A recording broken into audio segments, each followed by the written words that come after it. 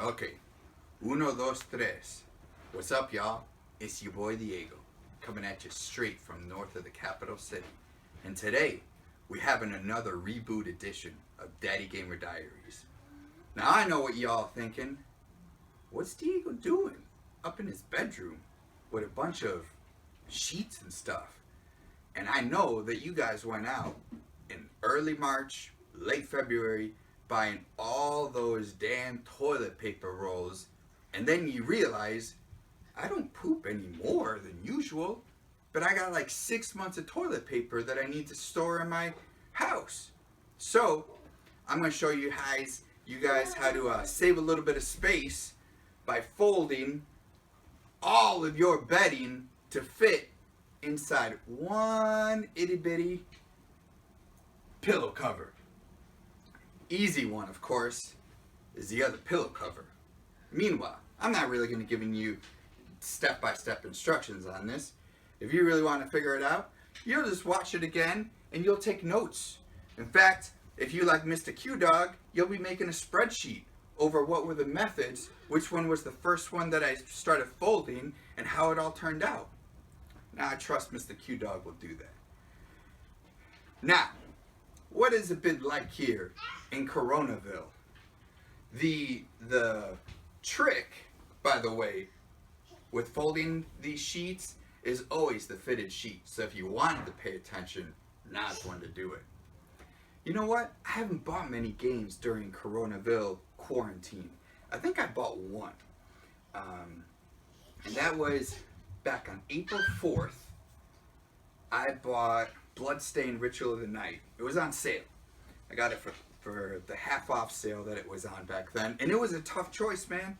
It was a choice between that and Diablo 3, because they were both on sale for the same price. And I was talking to some of my boys about, what would be the better choice for me. And it came down to the fact that I like story narrative driven games more than I like co-op and loot grinding. And so, Bloodstained Ritual of the Night just seemed like the wise option. And as a result of that, I got a new game. I've gotten halfway, no, not even halfway. I've gotten a little bit into the game.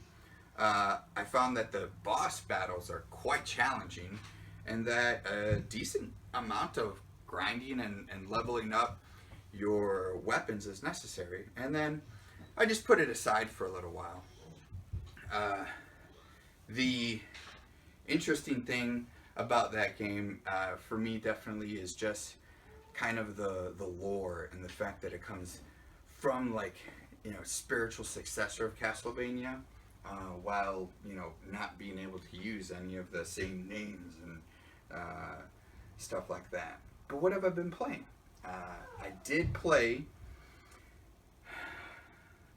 finish a playthrough of the story mode in Dragon Ball FighterZ, and I'm not a big Dragon Ball fan. And in fact, I don't think that I've ever watched a full season, or maybe even a full episode of a Dragon Ball anime, but I really liked the game. I had heard that it was fun, definitely one-on-one. Even though there's teams, it's always one-on-one at a time. And that's the main reason why I don't play Smash, is because I just can't get into the frenetic 4 people at one time kind of battle royale style fighting game. I prefer my one-on-one fighting games. So I played and I beat that story mode. That was a fun experience. I'm not going to really do much more of that. Same thing happened with Mortal Kombat 11. Really enjoyed the story mode in that. I did hear about the Aftermath that's coming out later. And, we definitely benefit from all the, the characters and stuff that you get added. But Mortal Kombat 11 story mode is fun. And then I also beat it in Tower mode, which for those of you guys that aren't familiar with Mortal Kombat 11, but tower mode resembles more like the old school Mortal Kombat, where you're just going up, next fighter to next fighter to next fighter to next fighter. It really does look just like the original towers from the first couple games. And for some reason in tower mode, you're allowed to do the real fatality moves, whereas in story mode, you're allowed to do these pretty brutal, gruesome finishing type moves, but they don't kill the opponent, and your opponent survives through it unless it does defeat them. Whereas the fatalities that you can't do in the story mode, I'm not sure why, those moves are awesome, and you know they're your classic Mortal Kombat fatalities. I didn't really play much in the online for either of those games. It's just not my cup of tea. I'm old, man, and I'm set in my old man ways. And by the way, this is your finished product. I don't know how many of you guys ever get tired of being like, oh man, these damn bed sheets, like they take up too much space in my drawers, and now I've got all these toilet paper rolls that I gotta store somewhere. Well, there's your solution. You take a bed sheet and it fit inside of a pillowcase cover, and I'll just tuck that nicely away. Bada bing, bada boom. We've still got plenty of space for all those leftover toilet paper rolls, and especially when you realize, like, oh man, I bought a bunch of them and they weren't the super soft kind, and you're just like, oh, I'm gonna have to bear through this for a while. What else have I been up to? I've been playing lately. I've been playing God Eater 3. God Eater 3 is basically Monster Hunter anime. So like Monster Hunter is a great game. I've heard, haven't played it. Capcom, you know, go out with crews and you know, defeat monsters. I didn't get Monster Hunter Generations Ultimate for Switch, even though it looked really cool, mainly because, guess what? No first-person narrative story whatsoever. It's just going out hunting a bunch of monsters, and that loses interest for me. So God Eater 3's got a fairly entertaining story, and I'm having fun leveling up and creating all types of, you know, attack gear, and really enjoying, you know, switching them out, switching out your outfits. Other things that I've played where I got to do a lot of that. I seem to like Bandai Namco games a lot lately. Before that, before coronavirus, I know that I was playing Tales of Vesperia, beat that, love switching out the weapons and also the accessories and outfits.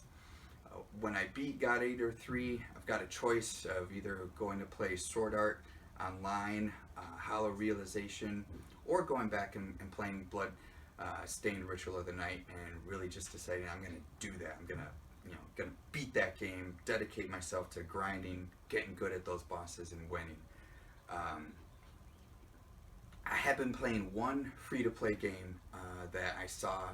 I tried out Dauntless. It was kind of like, you know, Monster Honey type thing, but again, no real story to speak of, so it was cool for a little bit, and I deleted it. I have been playing Asphalt 9 Legends, which is just basically, it's a free-to-play driving game, racing game, and I will delete it once Burnout Paradise comes out, because I'll get that game. But Asphalt 9 has, you know, just given me the nice little hit of racing that I've missed. And not Mario Kart racing, because that's great and that's fun, but I just, you know, big fancy cars and revving motor engine sounds, that's really what I love in a good racing game. And short races, and it seems to just, you know, give me enough, and free, it's hard to beat that price. You know, we're in a position now where going into the next, you know, 12 weeks, I'm going to be in a partial forced temporary layoff where I have to take a day off every week. And the future is not very clear at all for my employment. So, you know, we have been contemplating moving away from Michigan. Michigan is one of the states that is taking the longest to reopen its economy. It's having a massive impact on the state budget. There's been talks of needing to lay off up to 30% of state employees for the next fiscal year. I've got family in Houston, my parents, both my siblings are there. All the cousins would be there for my kids. And we're thinking about that. What do you guys think? Should we stick around here in Michigan? I mean, there are some great things to love about Michigan. Probably the best falls anywhere that I've ever lived in. Beautiful fall, very long winter, very brief summer, which is also a beautiful time. But it's great, very great. Uh, if you guys had to move somewhere, where would you move?